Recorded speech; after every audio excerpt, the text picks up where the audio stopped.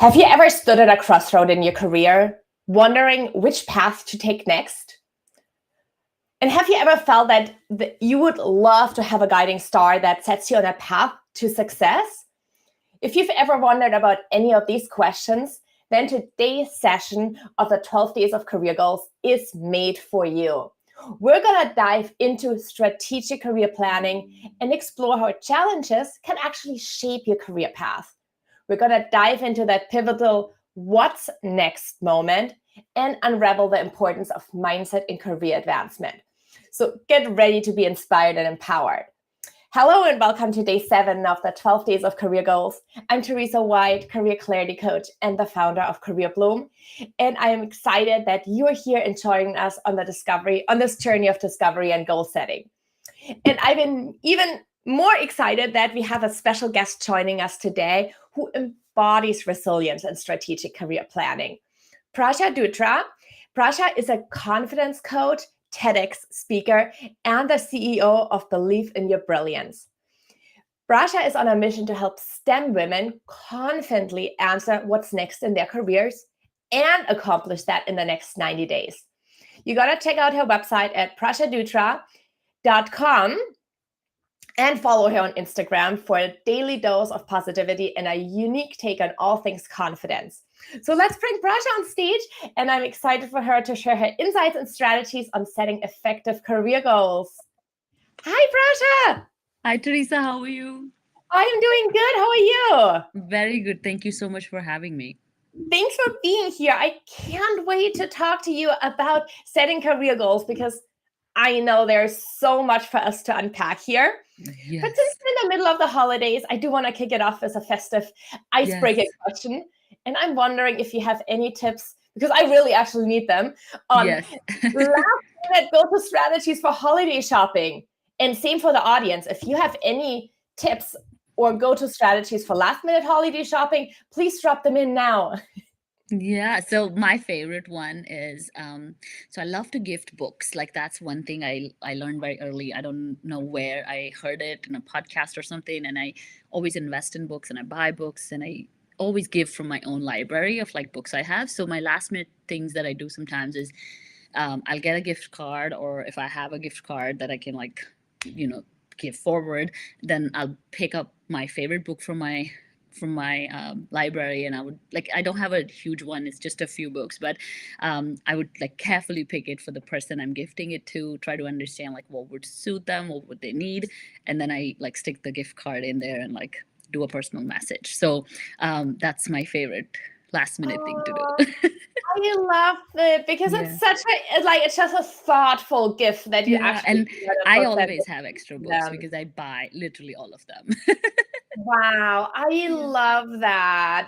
I'm gonna remember that. That's such a really beautiful idea. And I agree, books are such great gifts. And I'm still, even though in all this technology, nothing beats actually holding a book in your hand. Yes. Yeah. And I enjoy it. And my thing is it might even be tattered or have dog ears or whatever, and then I recommend everybody pass it on. If you like it, enjoy it, just give it further. It is from my book collection. I'm not buying it for you, but it's up for you to give it forward if you want.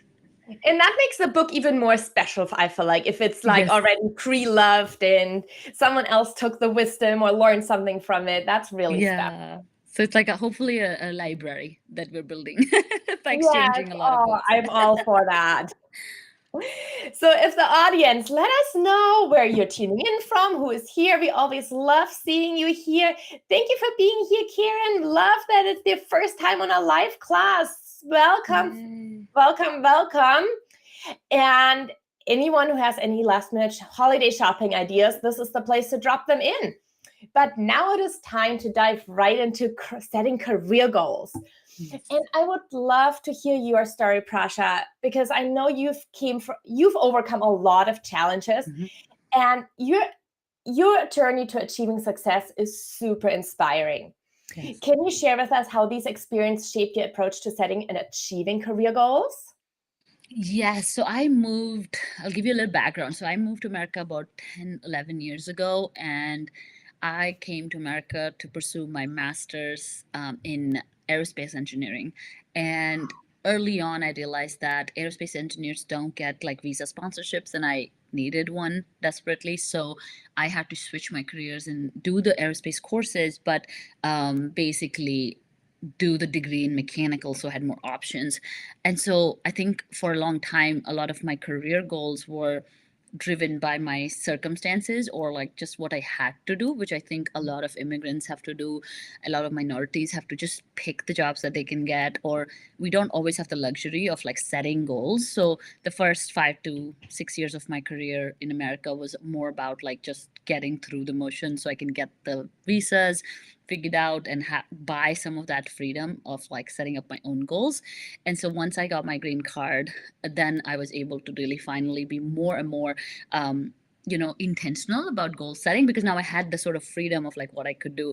Earlier it was more like you gotta paint in within the lines, because if you go too outside, like you just can't, because the boundaries are so tight when it comes to like visa and stuff. But one thing I did make sure is that I was always intentional. Even within those lines, I was still able to plan and set some intentional goals. So yeah, so that is my approach to goal setting now, is that I'm very intentional with it, which is step number one, versus trying to be more survivalistic, like, oh, I'll just take another job or I'll just take another role, but like thinking through like what I really want. And I think even with my clients, I've been able to sort of re-engineer the process I used in my career. And that's more like, let's set a vision, like let's set a long-term plan or even vision or thought or like what you want in your life, and then let's work backwards to build some career goals that then reach there. I have a workshop inside my program where we do this retirement day meditation for my clients, which is super cool because people never think about their retirement days. And I think it's super nice because they are able to really sit with the thought that this is a temporary career, it's going to be over one day, and if when it's over, what do I want out of it? And once they're able to sort of visualize or even like again entertain the thought, then we start to build a career plan and like think about goals in that way. Because otherwise you're setting your short-term goals and then it's a whole mishmash of things that may or may not work in the long term.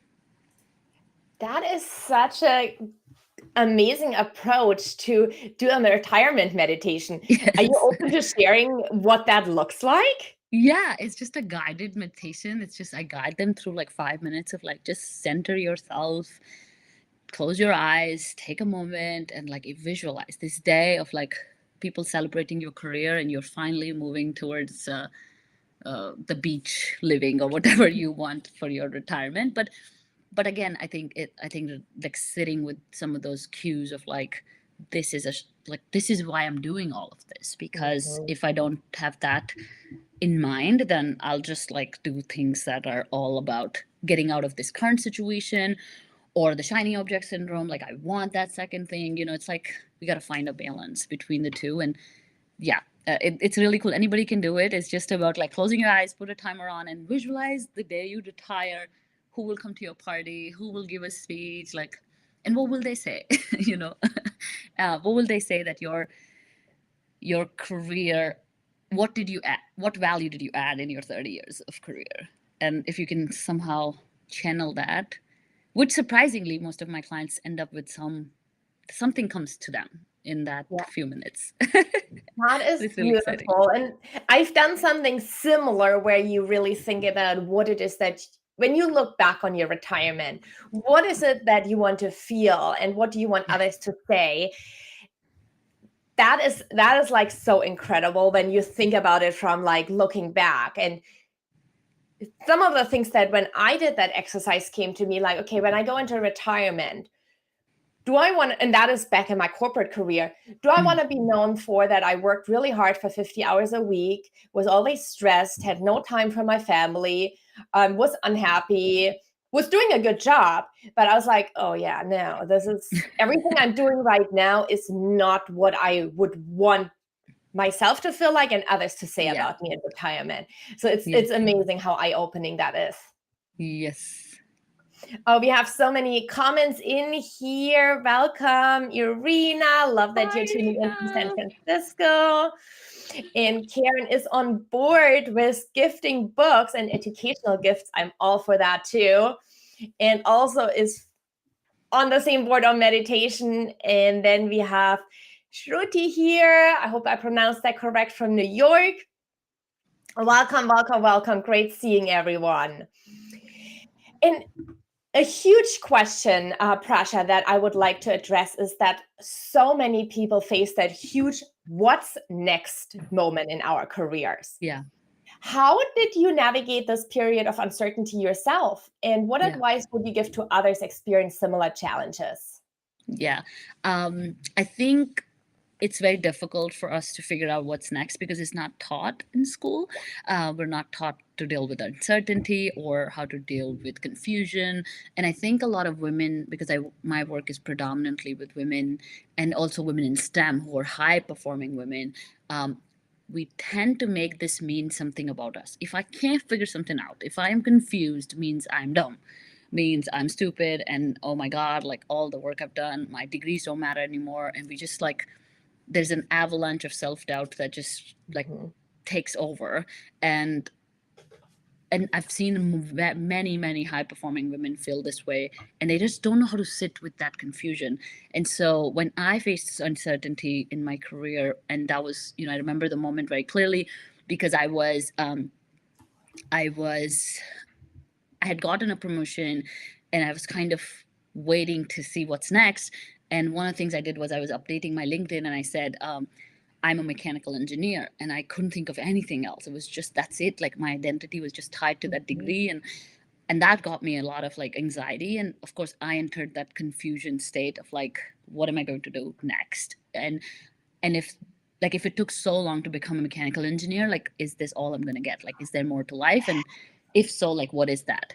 And so the way I dealt with that, Teresa, is that I sat with it. And I feel like a lot of people don't do that. So inside my program too, and like anybody I speak to about confusion and how to deal with this what's next question, I think confusion is good because confusion is the first step to clarity. Like if you're not confused, you're still in your comfort zone and you've not allowed yourself to experience these different options or opportunities, which should confuse you, right? And so you're not asking yourself tough enough questions and you're not putting yourself in that confused state. Now, again, confusion is the first step to clarity. So I think it's good. Like just reframing that and reassigning that thought of confusion from confusion means I'm dumb should now become confusion means the next step will be clarity because I am confused, and accepting that, and it's okay, it doesn't mean anything about me. It's actually the opening of something amazing that might happen once I lean into that confusion and just sit with it for a second. And sometimes just a day can bring a lot of clarity because you're like allowing yourself to consider all the options versus making it mean something about you. That just blew me away. That is such an amazing mindset shift because I fully agree. And I saw that in myself years ago. And what you just said, that self-doubt has nothing to do with us, but we do think like, what's wrong with me? Like, why don't, like, first of all, there's all these shoulds, like I should, like for you, it might have been like, I should be a mechanical engineer. That's what I studied. And that's what society wants me to do, or that's what I need to do. And there's all these shoulds, and I face many of those. And saying like, it's okay to be uncertain and not know what's next, and taking that as an opening instead of a negative self-belief. Oh, I absolutely love that reframe. That is amazing. Yeah, because I think it's one of those things, right? Like we're not taught how to deal with it. That's all it is. It's something new. We've never faced it before. Our parents, counselors, mentors, teachers, they had a pre-planned approach for us. So we never got to figure anything out ourselves. It's the first time in our lives that we have an opportunity. And so sure, it will feel icky at first, but if you lean into it, it will be a great learning opportunity. And speaking about leaning into that, that you mentioned before that that mindset plays a big role in career advancement. How important do you think is cultivating the right mindset when setting career goals? And what are some strategies so you can develop that mindset? Yeah, I mean, oh, that's all my work, all my life's work's dedicated to helping people understand that they can't accomplish anything without mindset. And, it's almost like swimming, against the current or pushing a boulder up a hill. Like, if you remove mindset from it, it's almost like you've removed yourself from the process, and now you become super dependent on other people. And, oh, if my manager gives me a promotion, only then I can get a promotion. Or, oh my god, I'm the victim of all these people that are trying to do this to me. You sort of just you lose yourself because you decided to let go of that one piece that actually will help you move things faster. So it's a very bad strategy. I mean, anybody who thinks that a strategy can help them is almost like saying that a diet can help you and you have to do nothing. Like, you literally have to do nothing and you just have to eat good food. And, like, suddenly, with the shitty mindset and bad mindset and a horrible approach to weight loss, you're suddenly going to have like a six-pack abs. Like, it's not going to happen. So instead, if you want things to happen faster, you must double down on your mindset, because it's low in terms of resource investment, right? Like, it's not like working on your resume might take 3 hours, but taking a cold shower takes 10 minutes, right? So it's less upfront investment for a lot more return on, how it will help you move through your goals faster. So one simple uh, equation I share with literally everybody I meet, and also which helps a lot of my own clients get really incredible opportunities faster, and everybody can use this to shrink their timelines when it comes to their goals, is action times belief is result. So a lot of people think that action plus belief is result. And when I say belief, I mean the whole mindset approach, right? So if I'm thinking it's an additive, I will ignore it because it's not a big deal, right? Like, I don't need to believe in myself. I don't need to have a good mindset. I don't have a good routine. I could just throw that like 100% on action and suddenly I will get results.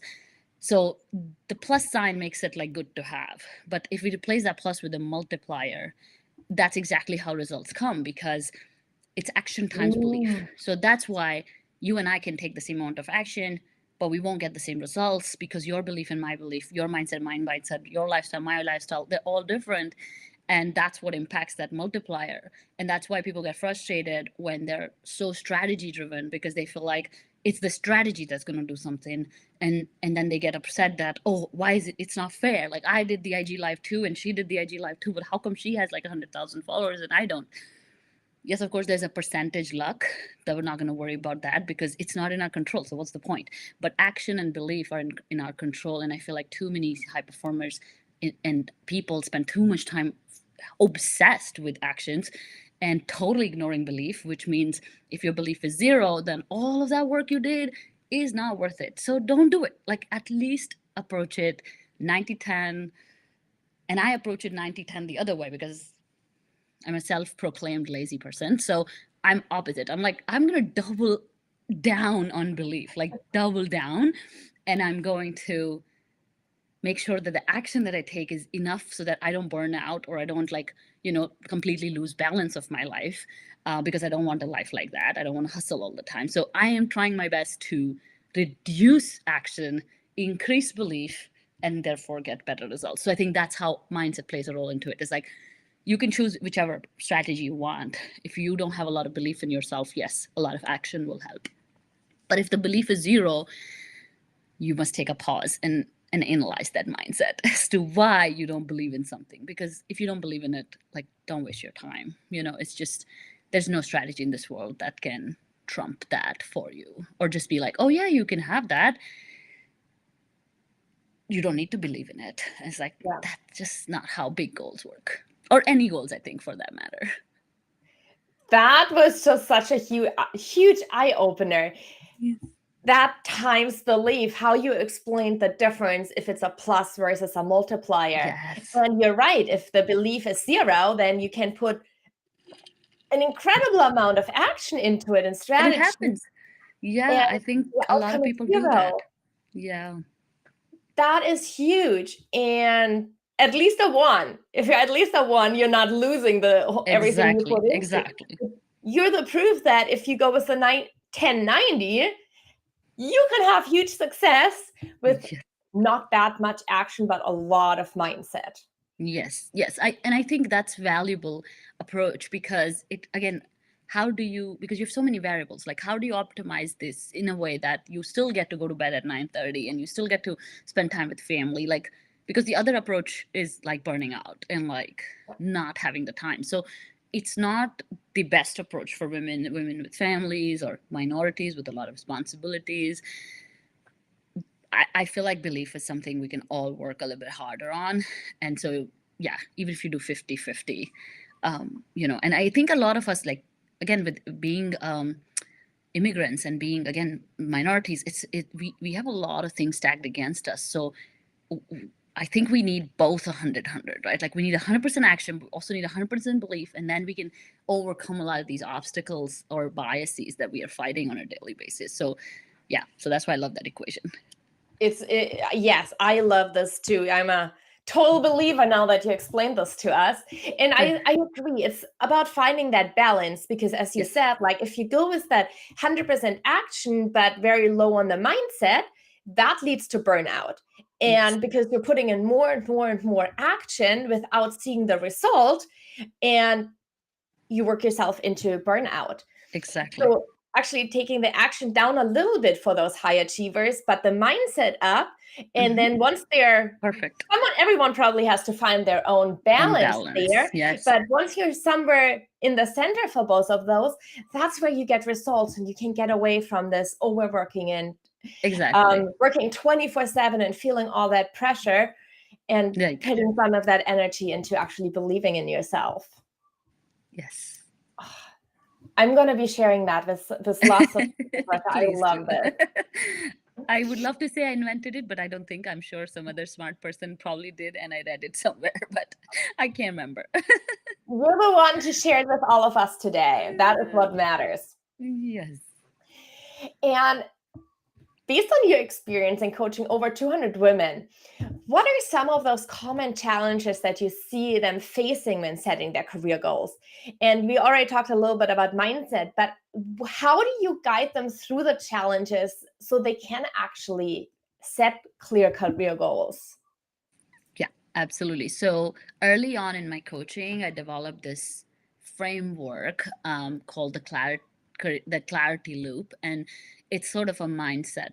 It's not a mindset, but sort of a mind map of like how do you think about your different areas of your life and your goals in general.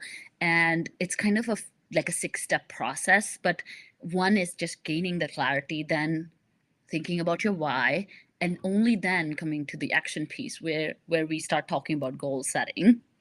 And so I don't think, one thing I've noticed about women in general and immigrants and corporations across the board, even schools and education, is that they don't teach you how to set goals. They give you goals, which is the problem. Right? Like if you're in an organization, they just hand you the goal, and if you are in school, they just hand you the goal. So nobody's helping you think for yourself and set goals, which is why you end up in a life which does not look like the life you want, because you never set goals for yourself. Like you just accepted what was handed to you or what was assigned to you. And now you're like, if you have a little bit freedom of thought and a freedom of, I need to choose a career or take on a new career path, you feel super lost because, again, it's a skill you don't have and there's no strategy for it. So that's what I did early on in my coaching, is like I standardized the approach. And then I tested it with so many women that I know after 3 years of doing it, I know that that loop works really, really well. It kind of gives them a tool that is sustainable. So that means after a year after coaching with me or 2 years after coaching with me, they can use the same approach to like keep setting new goals, because it's just a strategic approach on how to set goals for any area of your life. So one is organization, right? Like organizing yourself and understanding what are the key components of like setting goals or figuring out what you want. And one of the things I teach a lot is like converting your visions into goals, which is very important. So a lot of people have a lot of big visions, or other people will have small goals and they don't have any visions. But I think we all need to have certain type of vision to then convert it into a little goal. And so I think that's the key thing that I use to handle and tackle a lot of confusion that people are going through, is to help them convert the visions into goals. And the other thing I've noticed is that once they have these goals, Usually people use the STAR method. So they're talking a lot about the actionable, timely, a specific, and what is it? The R stands for? Result. What is it? Situation, task, action, result. Oh, no, the STAR No? goal setting. So that's specific, timely, action. Is it? I know it as the And SMART: strategic, measurable, action-oriented. And what's the R for? The R and time-bound. Right. Anyways, whatever that is for, that is the approach that they take in organizations. And my take on that, Teresa, is STEM goals. So I help my clients set up something called STEM goals, and the specific SMART goals. Thank you, Irina. Specific, measurable, actionable. We're stuck in the R again.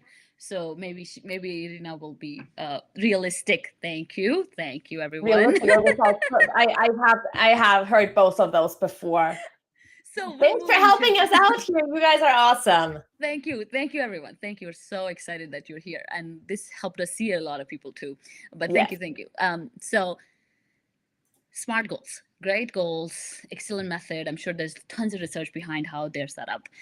My approach to that is STEM goals, which is specific, timely, and E stands for energizing and measurable. So the reason I use this acronym is, of course, there's a branding element to it because I'm a women in STEM coach. But then the energizing piece is that I realized it when I started my podcast, and I had very little time and I had very little resources, and I still wanted to do it. And I had this big goal of TEDx, and I reflected and tried to understand, why did I stick to this goal for so long? What kept me going for 3 years? What kept me creative? And I realized it was the energizing piece. That goal energized me a lot. It helped me wake up at 4:30. It helped me do the things I wanted to do because it's so energizing to think of myself on a TEDx stage, and that helped me build a really great podcast. So I feel like if we can create energizing goals, as very busy people, then we can actually accomplish them. Because a lot of people want to lose weight, and it's a horrible goal because it doesn't make you feel good about yourself. It makes you feel horrible about yourself. So what would be the energizing version of it? And I feel like that is my take on epic goal setting. Is if you can use the SMART goal method, but just add E to it and make sure it's energizing. To understand how to convert a vision into a goal, because a vision is not a goal and a goal is not a vision. So it needs to have those elements of a goal that are, again, specific, timely, measurable, energizing. And I think 3 is acceptance of the goal. A lot of people struggle with that. So I've had so many workshops where somebody would say, I want a 200K job at a FANG company by the end of 2023. But then as soon as they see it on paper, they retract, they freak out. They're like, oh, there's no way, I can't do, so they self-disqualify way too soon in the process. And because they get so afraid, they lower the goal very quickly. Or sometimes just not even think about it because of how it makes them feel and how difficult it is. And I feel like if you want to do something cool in life, something good in life, then it's important to not focus on how hard or easy it's going to be. It's important to focus on how fun would it be if I was able to get a 200K job? How amazing will that be? So for me, that was the whole thing. With TEDx, how cool will it be if I'm the first person in my family to stand on the red dot? That'll be so cool. And so that is the approach. And it doesn't matter it took 3 years. It doesn't matter it was easy or hard or difficult. What matters is it was so much fun to go after that goal. And that's why that energizing piece is super important. So if the 200K jobs, if that goal of 200K job closes you down, energetically feels horrible, and it's not a good fit energetically, then reframe it. Think of what would feel exciting. Will walking into Google's office feel exciting? Would driving a Tesla would feel what is it that will make you really excited for this goal? And you will be able to accept it as a goal. Because again, if you don't accept it, if you reject it at this goal setting stage, you will never do the work, you will never get the goal accomplished. So it's a mindset thing at the early stages of goal setting, that people take it either too mechanically and don't even care about the energy, and then say, oh, I set goals on January 1st every year and they are SMART goals. How come I don't accomplish them? Because you don't care about those goals. You didn't think about the clarity, you didn't think about the why, you didn't have a vision, and then you genuinely don't really care about it. and you didn't accept your goal. So as coaches, I think we all, I'm sure you and all the speakers in this series, our job is to push people to accept these goals, that yes, you can do it. Because again, we have this tendency to disqualify ourselves before we even accept the goal. So I think it's very, very important to set this perfect goal that is energizing, motivating, and worth going for, and also kind of pushes us a little bit more. But for all of that to happen, sometimes we need some extra support to get that push and get that goal set. So I hope that was a long-ended answer to your But question. I love all the three parts that you talked about.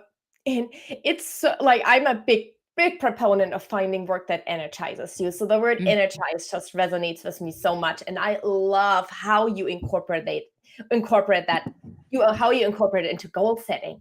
Because there's so much work that we do because we think we should do it and we're really good at it. But then we end up noticing when we pay attention that it actually drains us. And paying attention to what drains us and what energizes us. And I love that you're already starting to think about that at the goal setting stage. Is that going to be a goal that energizes me? Yeah. Or is that going to go one that drains me? And yeah, I'm like right there. If my goal is to lose 10 pounds in the next 3 months, I'm going to be really drained by that goal. Like the goal I'm considering for 2024, like, because I want to lose weight too, but I hate that concept. So I'm like, you know what, I'm actually gonna do Olympic powerlifting. Like, that's what I'm gonna do because I love doing it, and hopefully we'll lose weight. Yes. I'm signing up for a climbing gym. I'm starting a rock climbing. I'm putting it out into the world so you can all hold me accountable. Yes. February 1st, I'm in the rock climbing gym, starting my new workout routine. And you'll be the weightlifter. Yes. Yeah, no, it's such a different feeling, right? Even just talking about it, like thinking like, oh, I'm gonna lose 10 pounds. I'm just like, oh. No. But if I say like, oh, I'm gonna go to a rock climbing gym, I'm like, the energy level is different. Yes. Love that. And you've shared a little bit about mindset. Are there any visualization or clarity techniques that have been effective for you and your clients in defining and pursuing career goals? Yes. So I honestly record my own like meditations or guided conversations, like that just helps people think through some of these big visions and long-term vision setting. I'd be very happy to share it with people on this call. If they just send me the word career, I can guide them. Most likely you'll get it tomorrow, but if you send that over, I can definitely share some of my recorded audios that I've created. That would be really easy for me to share. And but if you're not able to get a guided meditation, I think there are many ways to visualize. I'll give you a fantastic example that I have given to a lot of my clients, and it helps a lot. I had a client once who wanted to work for Google, and she just didn't think it was possible at all that she could even get a call or conversation going or anything might happen with Google. But she lived in California. So I said, okay, like, you live in Palo Alto, like, you live closer to Google, yes or no? And she's like, yes, very close. I can always go there. I'm like, can you go there this weekend? Like, let's just go. Like, just let's just be in that energy, in that space. And that's exactly what I did for my own TEDx goal. Is like, I couldn't see myself on the red dot, and that was getting in the way. So I went to TEDx Cambridge in 2018 or 19, and we just went like on a whim, and like, okay, me and my husband went and watched it, took a lot of photos next to the TEDx symbol. It was great. It was a perfect way to visualize it. And like, about if it was 2019, I can't remember, but I got my TEDx in April 2020. So it was pretty fast after that it did happen. And so I feel like putting yourself in those places that you are going for. I have another client who wanted to buy her dream house, and she never thought she could afford it or have it. And literally I said to her, okay, if there is an open house in your area, which for a house like that, just go ahead and go to the open house. And she went, and she actually closed on the house like 8 weeks into the program. She now lives in $1 million house that she thought she could never afford or never have or didn't exist. And it was right there, like just a few lanes below. and it works exceptionally fast. So I feel like if there is, in fact, right now, this year I threw a retreat for my clients, and I want to have a house on the beach, and I've never been to one, and I'm like, how can I ever manifest it, ever have it, or ever set a goal around it when I've never been to a place like that? So I rented a perfect house, which was literally on the beach, and I'm like, okay, like I spent a whole weekend there. I feel like this can happen sooner for us than before. So I think my favorite visualization technique would be to get into the spaces that you want to create for yourself. So whether it's the stages, it's the rooms where you want to be at. I always wanted to build a company, so very early on I got on a board of directors for a nonprofit, and that just being on that board feels like, oh my god, like I can do anything. So drive that car, test drive it. I mean, even from like my car, I test drove it on my birthday, and I was just like, I don't think I can afford it, but I'll drive it. Turns out I could actually afford it. And so it was wonderful. So what I'm saying is not to be responsible, but if you can put yourself in the right places, Amazon offices, Google offices, offices that you want to work at, if you could get an invitation, go there, sit there, and that's going to do way more for your motivation and clarity than anything else. Another way, Teresa, that people can do this, and which has again worked wonders for me, is surround yourself with relatable role models. So if you struggle with visualization, which I know a lot of people do, and if you struggle with manifestation and even understanding the concepts of that, that's fine. Just find yourself 2 to 3 relatable people that are doing exactly what you want. And I think, Diana always gets a shout out from me, but I'll give her one more shout out today. But I think Diana is one of those people for me, right? Like her presence on 100%. LinkedIn and the work Yes. she does. She's my relatable role model. I relate with her story and how she's showing up, and I feel like if she can do it, I can do it. So that's a part of my visualization process, is to be surrounded by these people. And even if it's not like friendships like I have with Diana, it could just be even like acquaintances or one coffee chat here and there. But find these people that have the things you want and talk to them. Don't close up, don't block them, don't feel like I can't be around this person because they have all the things I want. Instead, channel that jealousy into conversation. And again, some people feel a lot of jealousy, and very early on in my career I learned how to deal with it. I just said, I am never jealous of people.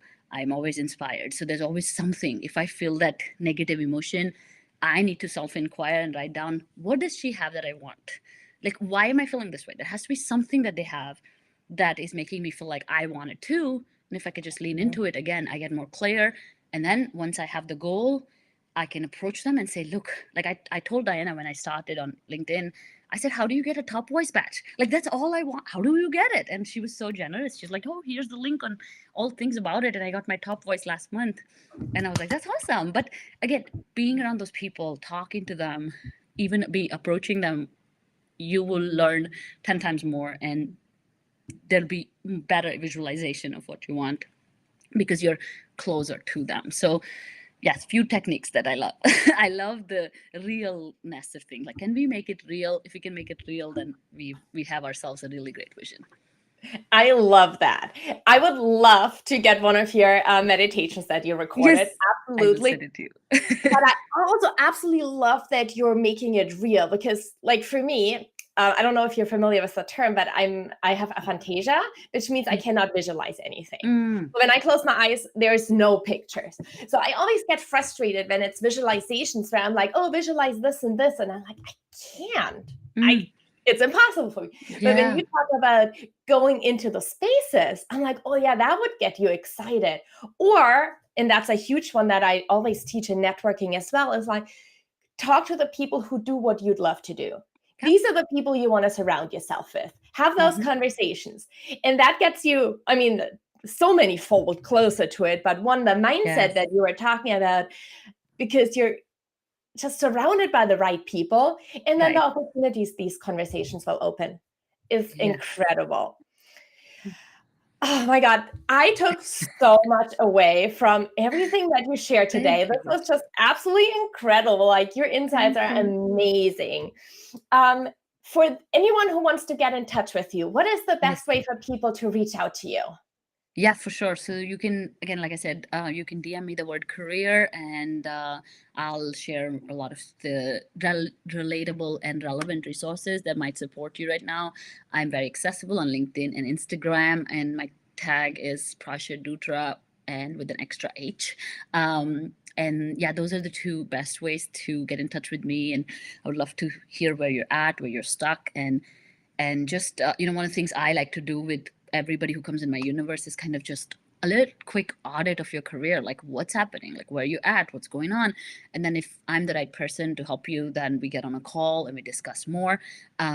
If I'm not the right person, then again, just like Teresa, like we have this huge network of exceptionally well resourced coaches that we can always guide you to the one that is the best fit for your situation. I usually work with people who kind of have jobs and are trying to grow to better jobs. So that's kind of like my area of expertise, or women who want to start their side hustles or businesses in STEM and, within that ecosystem. So those are like two big people, like big categories of people that I serve.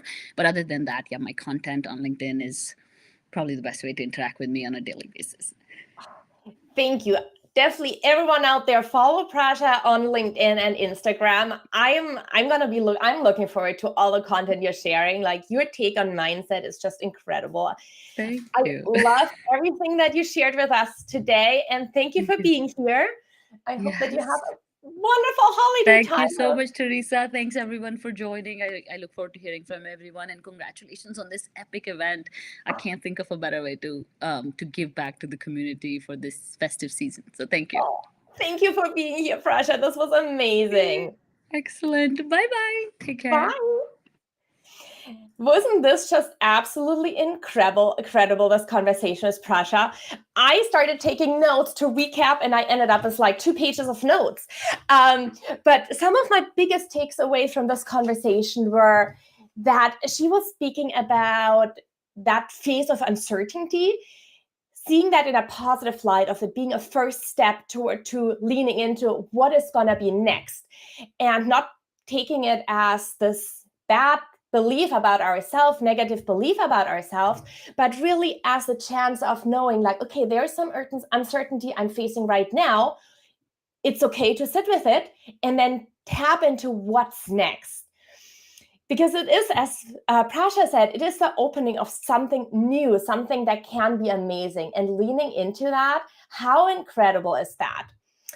And something else that really stood out to me is that when you think about your career, when your strategy is to depend on other people, when your strategy is to depend on the people that to accept your application or to give you a raise or to give you a promotion, that's a bad strategy because you're not in the driver's seat. But if you are taking charge and you're really believing in yourself and you know your goals, you know where you want to go, it's not dependent on other people, you know where you want to go and what steps you want to take, that is such a turning point. And then, I mean, how incredible was her change of, where is it in the chat? I want to bring this back in here. Action multiplied by belief equals results. How incredible is that? That we need to put in action, but also we need to believe in it. We have to have the right mindset to get results, because one without the other equals 0.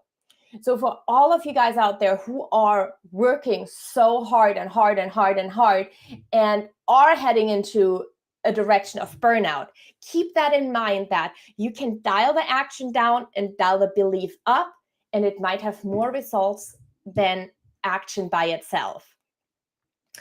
And I also, last but not least, loved her ideas on visualization, going into the spaces that you want to be in so you can picture yourself in there. Prashha, she went on a TED talk to be in that space so she can visualize herself giving that TED talk. So inspiring. And then also surrounding yourself with people who do what you'd love to do, and tapping into, or turning, when you have that feeling of jealousy, turning that into inspiration, finding what it is that these people have that you want so badly, and then feeling inspired by them because you see it's possible. And if it's possible for them, it is possible for you. And then leaning into those conversations to tap into those possibilities. This was just an absolutely incredible session with Prashha today. But it is actually only day 7 of the 12 days of career goals. And we're not just doing daily amazing talk with some of the top minds in career development, but I am also giving away some really, really great holiday prizes and gifts this year. The biggest prize you can take away is the ultimate resume upgrade. That is me writing you a brand new resume. I've never done that before. I don't think I'll do that again. But this Christmas, I wanted to give back big time. So if you sign up on the 12 days of career goals, then you are automatically entered into the drawing for these prizes. I'm also giving away a one-on-one deep dive career coaching session. That is a 1 hour with me where we go into really what is it that you are meant to do, finding that career clarity, and then setting effective goals. I also give away a standout LinkedIn profile, which is me redoing your LinkedIn profile. So you can, so it has your strong personal brand and you can really shine and stand out to hiring managers. And last but not least, my ultimate transferable skills guide that taps into those energizing skills that we talked about today, figuring out what are the skills that you have that energize you and what are the ones that you want to that drain you. And then it's a very easy step-by-step process. In about 10-15 minutes, you have a list of transferable skills that energize you that can really help you find career clarity, because now you know you want your next career step to revolve around those. So tomorrow we're gonna be back for day 8, and I am incredibly excited on day 8 to be speaking with Anna Gaynor about finding work-life harmony. So make sure that you register. It is free on the 12 days of career goals, so that you get the link in your inbox for tomorrow's live event and that you tune in with us tomorrow. Bye for now, and a wonderful Sunday to all of you.